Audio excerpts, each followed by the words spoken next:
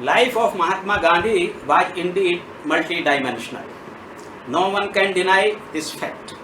He had built up his own concepts and principles worth considering in almost all walks of life, especially in cultural, economic, educational, political, and social fields. He also led a life founded on these ideas, which he formulated after long experience and learning.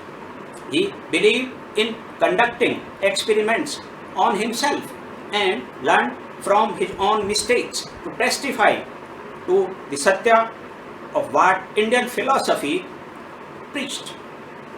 I therefore choose to say that the Mahatma was, in the entire human history, among a few great men who had uniformity in their views and actions to the maximum, if not in total. He is remembered as a politician, a social reformer, and a great soul, the Mahatma, the world over.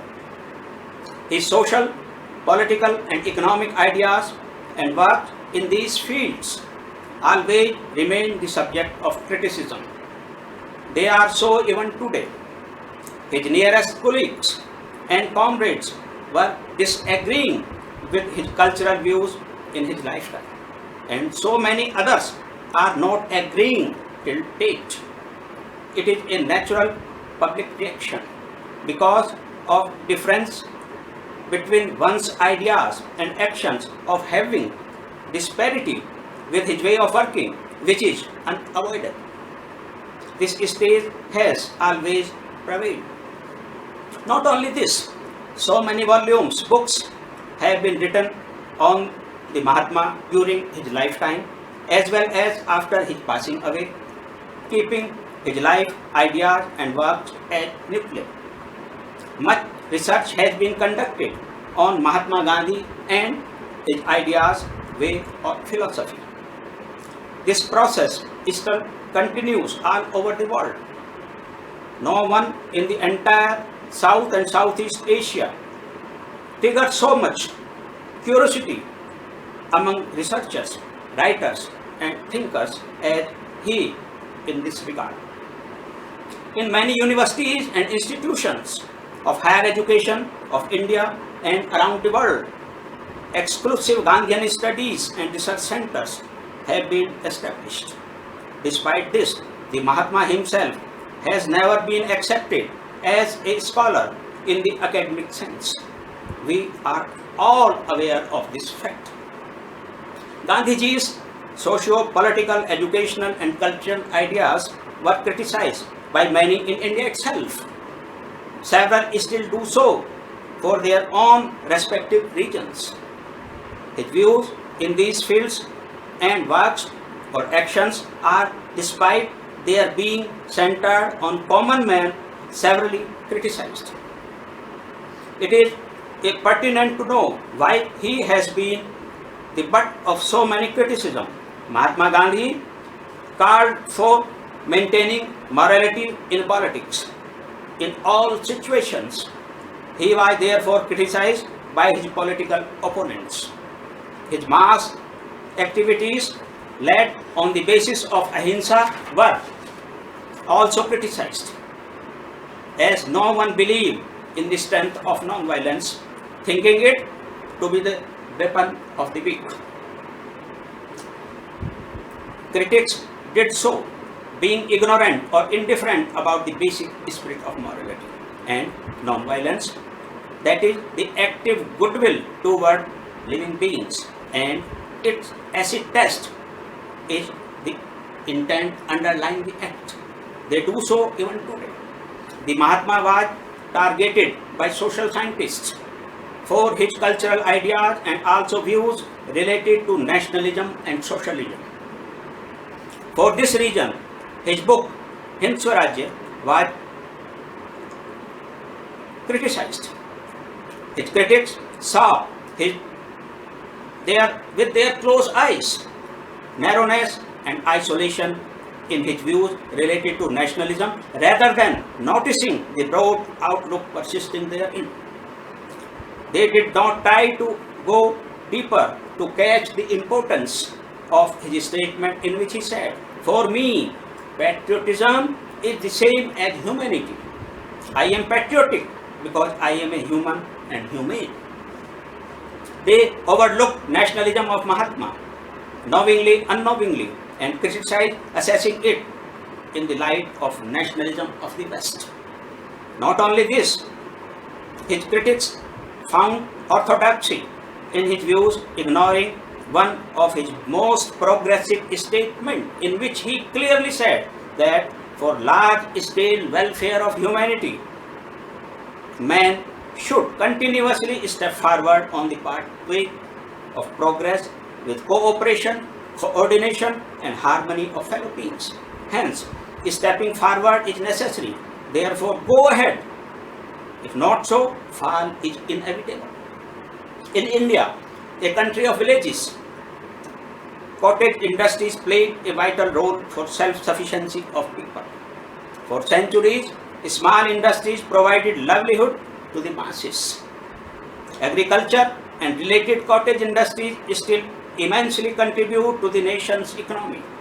Mahatma Gandhi preferred cottage industries over heavy industries.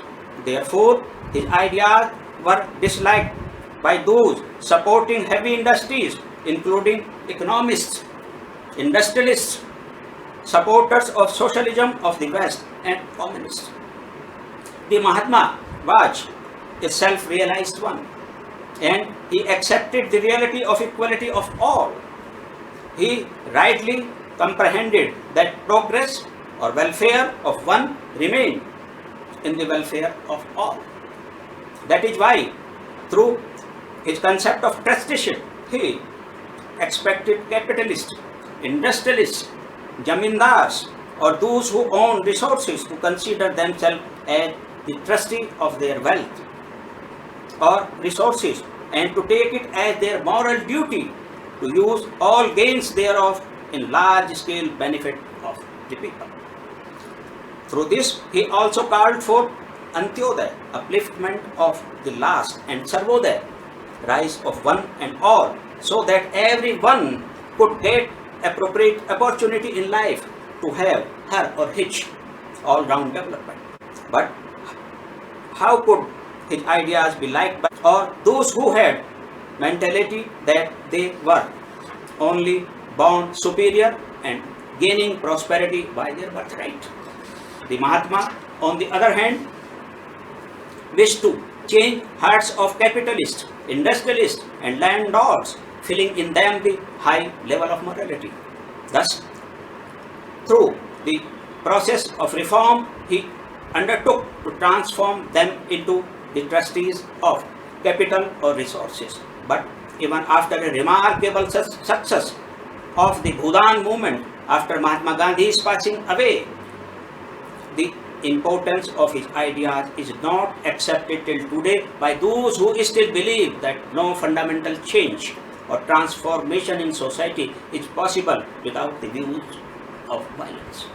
Many did not like Mahatma Gandhi's statement related to culture, in which he said, "I do respectfully contend that an appreciation of other culture can fitly follow, never precede, an appreciation and assimilation of our own." Although he mentioned in the beginning of his statement, "Nothing can be further from my thought than that we should become exclusive or erect barriers." But without comprehending well his views, the basic spirit at the root of his statement, and also the true meaning and the sole purpose of a culture, knowingly or unknowingly, and connecting culture with a particular religious community or a sect, they could not digest his ideas. India is still replete with such people even today. I have already talked about the fact that Mahatma Gandhi is not accepted as a scholar in the academic sense. However, in my view, his ideas on education are matchless, and for this he emerged as a distinctive educationist. His views presenting a four-sided education plan, paved the way for the all-round development of one's personality. His ideas of Bunyadi Shiksha, basic education, is not only significant in current perspective, but is effective to achieve the goal as per the basic spirit and purpose of education. His concept of education is all-timely, therefore worth following even today.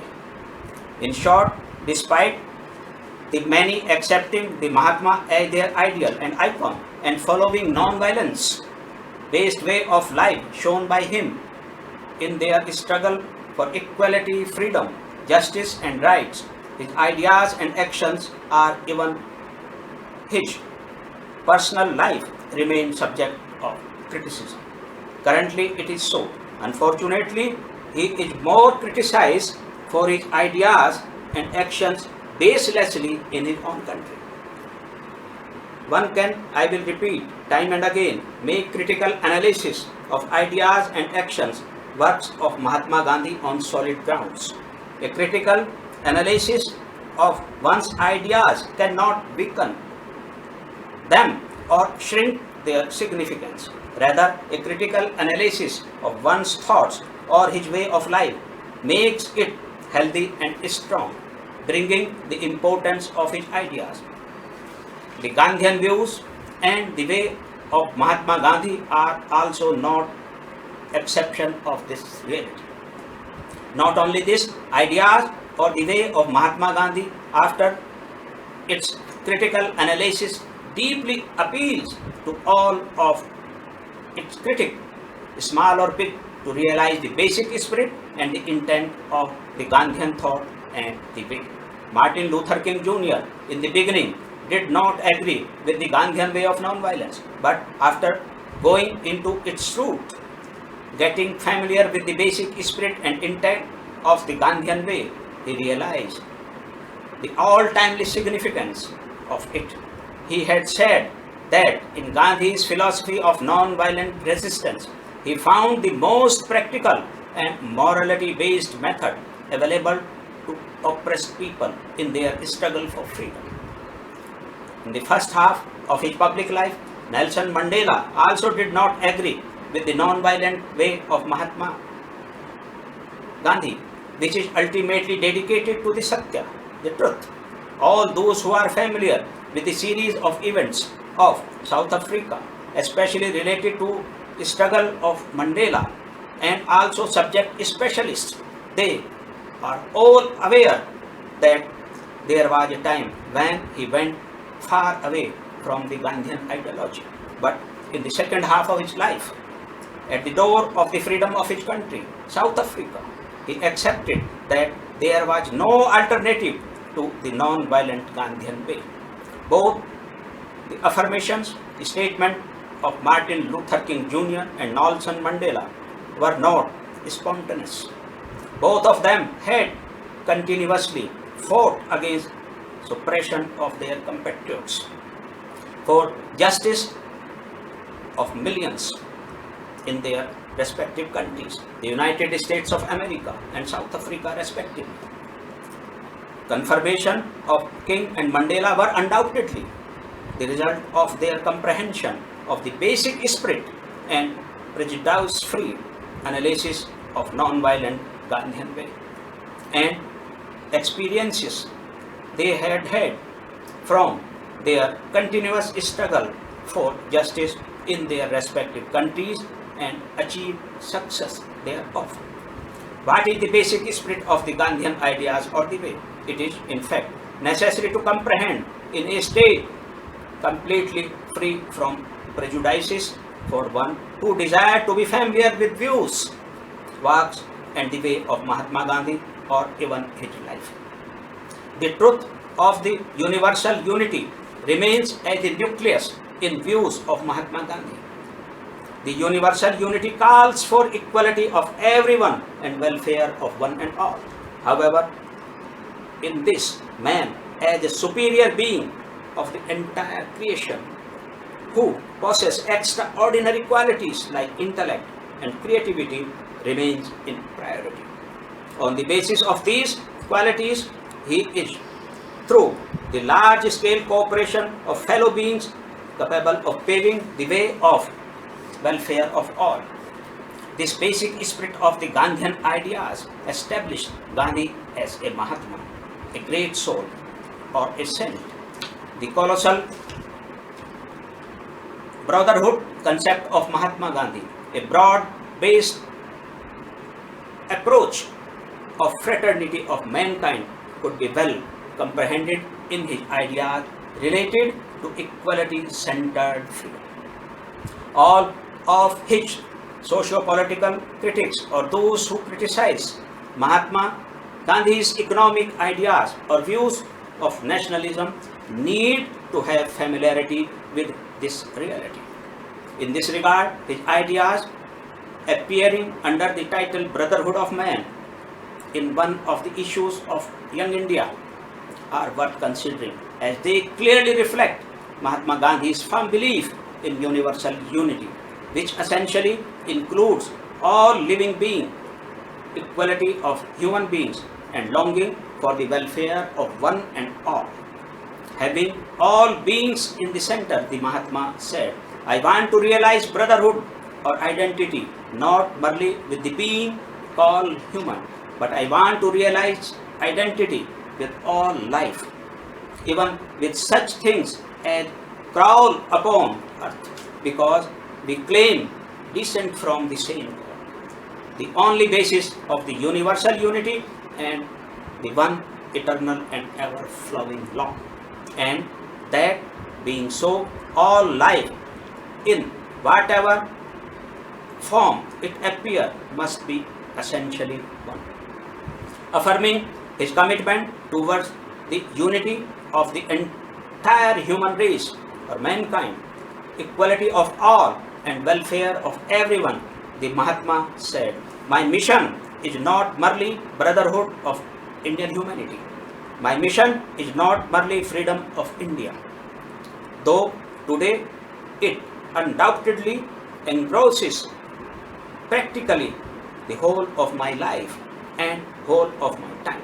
But through realization of freedom of India, I hope to realize and carry on the mission of brotherhood of man, keeping especially patriotism as the nucleus.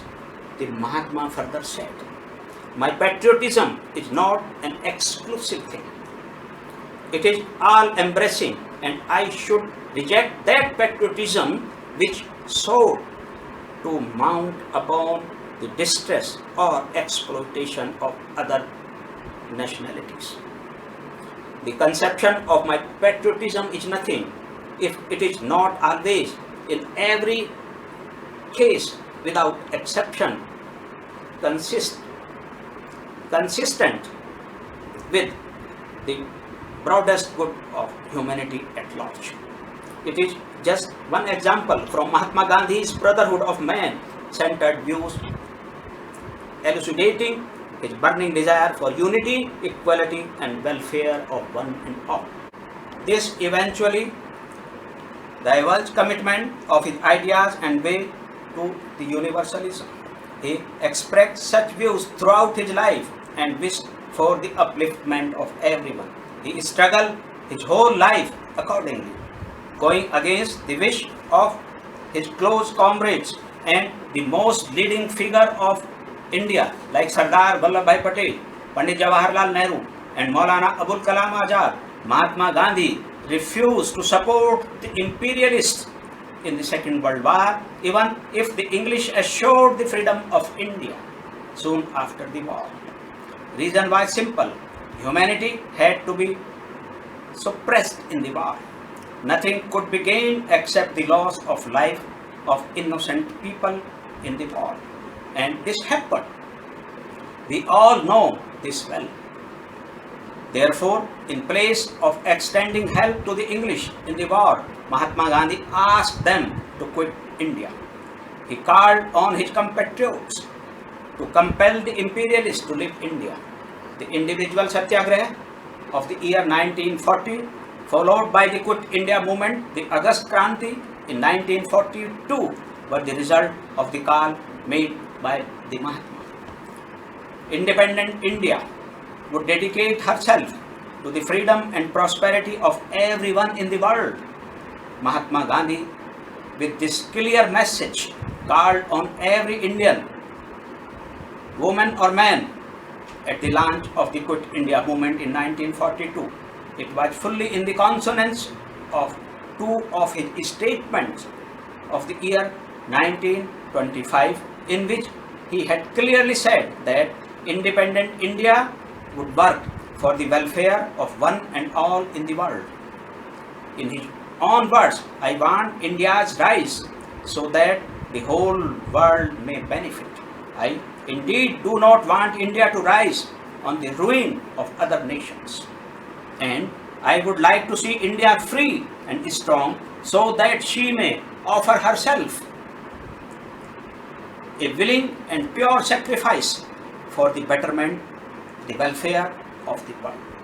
A pure spirit of human welfare remains intact in Mahatma Gandhi's statements. It is in fact the essence of his ideas and the identity of his saintliness.